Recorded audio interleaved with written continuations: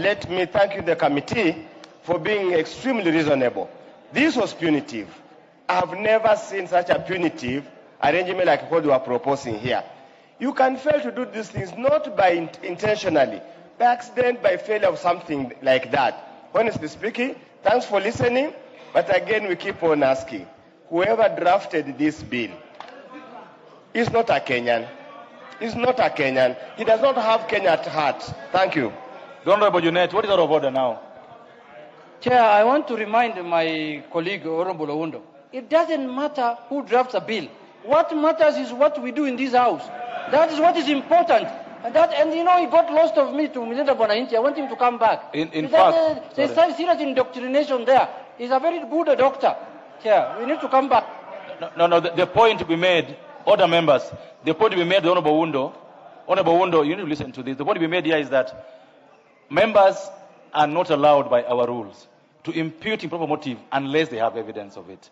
So members should desist from making statement that would impute improper motive on another member or on anything without evidence. The Honorable Murugara.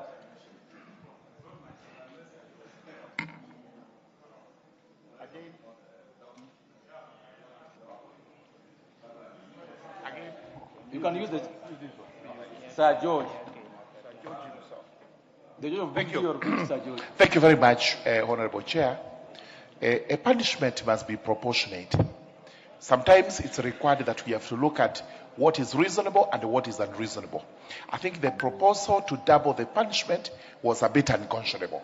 And now we feel we've agreed with the population of Kenya that what is reasonable is what is being proposed by the chairman, and we thank him. Number two, for this house, remember there are various ways they bring laws here.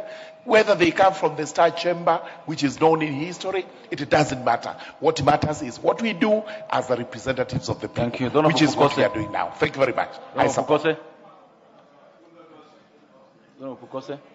You know, Honorable Speaker, I was standing on a point of order when Honorable Oundo was speaking, and he spoke very well to support the amendment that has been done. But, you know, I was wondering, Honorable Oundo, when it comes to now voting, he votes the opposite. And don't you think that is gross misconduct?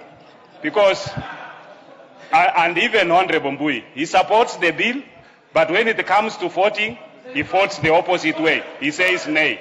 Now, order. The Honorable Pukose, how did you know that the Honorable Mbui and the Honorable Oundo are voting no? Honorable Speaker, you know there are just a handful of them. So I can see them by acclamation how they are shouting. Yeah, and I know how Mbui shouts and my friend Oundo shouts. So I know the two of them. Oh, members, I support the amendment.